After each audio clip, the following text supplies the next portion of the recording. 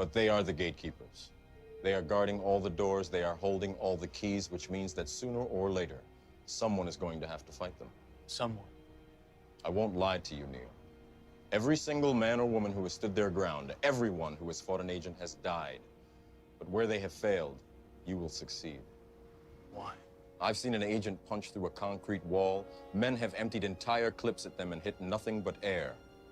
Yet their strength and their speed are still based in a world that is built on rules. Because of that, they will never be as strong or as fast as you can be.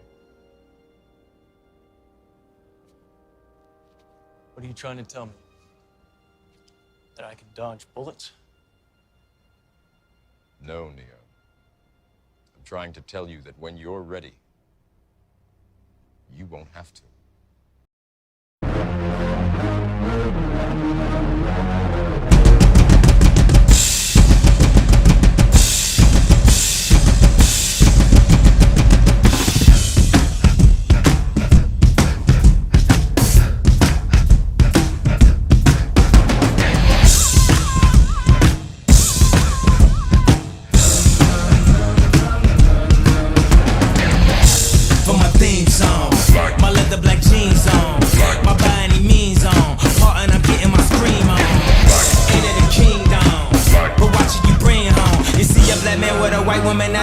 They gon' come to kill King Kong. Middle America packed in.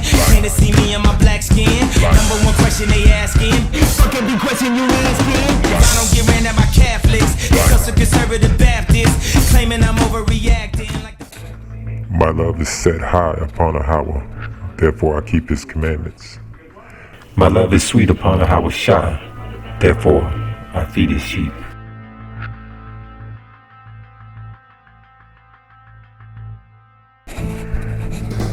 The Bible is very clear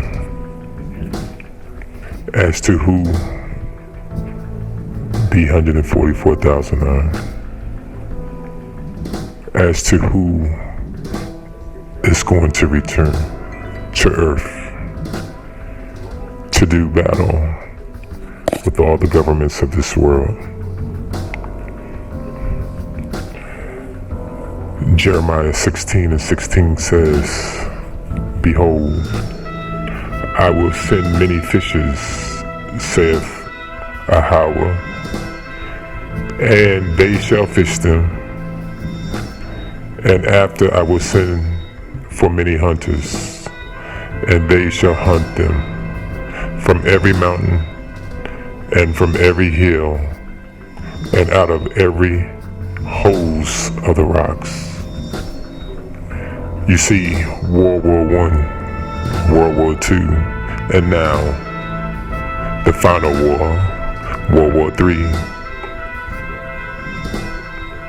is about the conflict between the Son of God returning to earth and taking from the earth this glorious, mighty, bold, strong military from the children of Israel.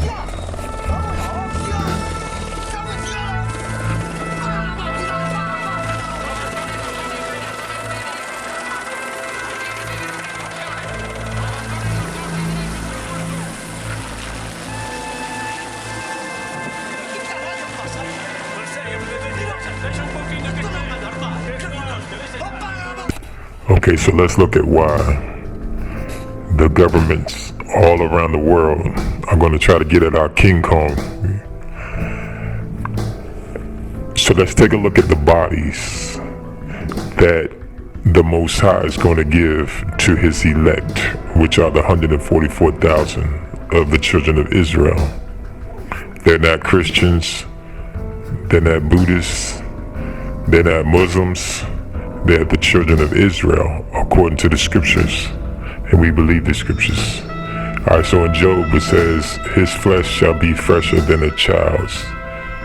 He shall return to the days of his youth. And that's what's going to happen. That's why we're fighting to pull out this word, to bring this word out, because we're going to get our youthfulness back, okay? Regardless of how old you were when you died, you're going to become a young person again. And this is actually talking about Christ. So if we're going to be made like him, then we also should also have a scripture that says that we are going to have that same body that is fresher than a newborn child's body. Okay, so when Christ came back, he was like a young man. He was a fresh man. He was a young man. He was full of his life force. So let's go find that scripture that says that we also are going to put on that freshness, to have that fresh body that is fresher than a child's. And for that, let's go to the book of Enoch, chapter 61. And in verse 18 it says, the saints and the elect have risen from the earth, have left off to depress their countenances, and have been clothed with the garment of life. That the garment of life is with the Lord of spirits, in whose presence your garment shall not wax old, nor shall your glory diminish. So this is what they have hiding from you. This is what they do not want you to understand. By reconciling ourselves back to Ahawashai, that our bodies are going to be so full of a life force that the energy that is emitting out of these bodies are going to have a life force that is producing a body that is fresher than a child's. Okay? And so this goes back to when Jacob and Esau were in the womb, and the Most High said that the one people shall be stronger than the other people. This is what it's talking about.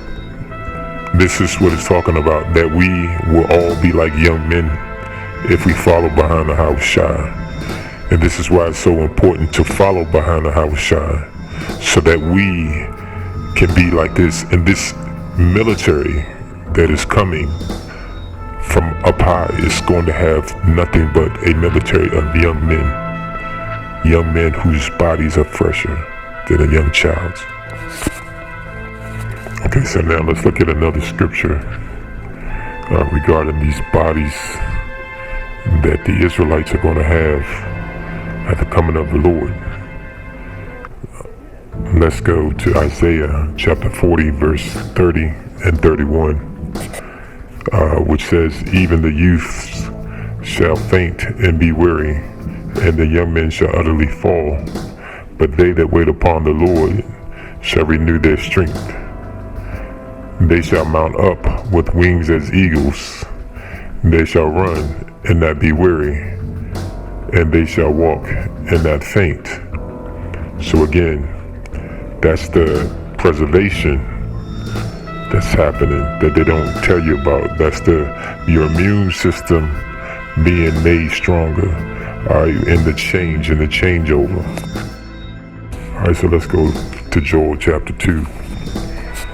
And let's read about this incoming black military.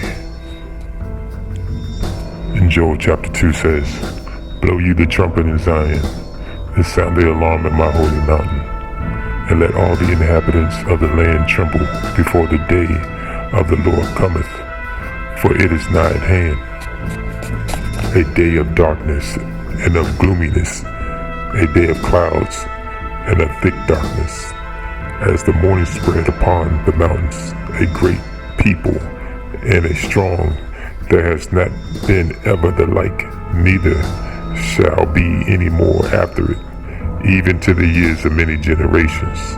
A fire devoureth before them, and behind them a flame burneth.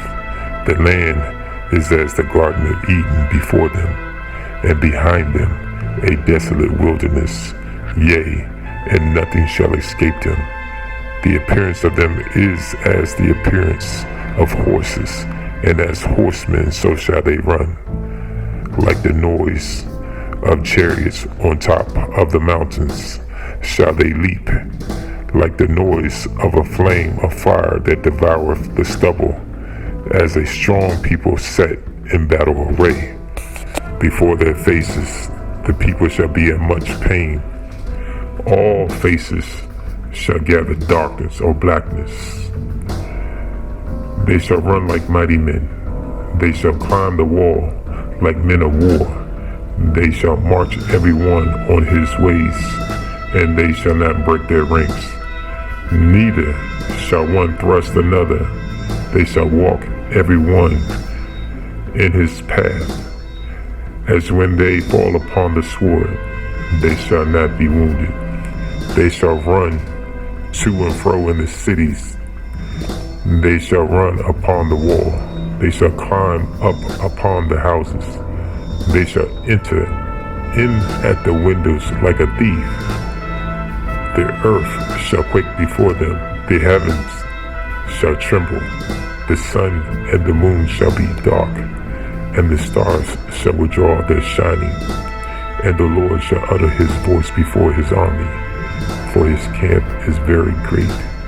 For he is strong that executeth his word. For the day of the Lord is great and terrible, and who can abide in it?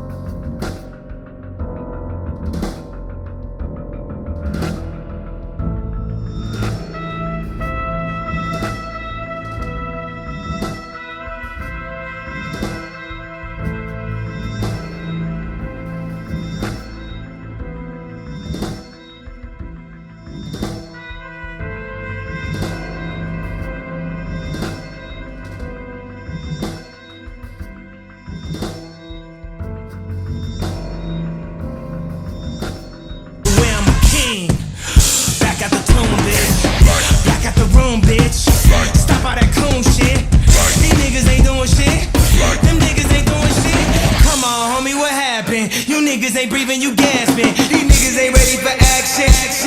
Ready for action. When I'm moaning and I'm zoning, I think I'm possessed. It's an omen, I keep it 300 like the Romans. 300 bitches, where the Trojans, baby, we living in the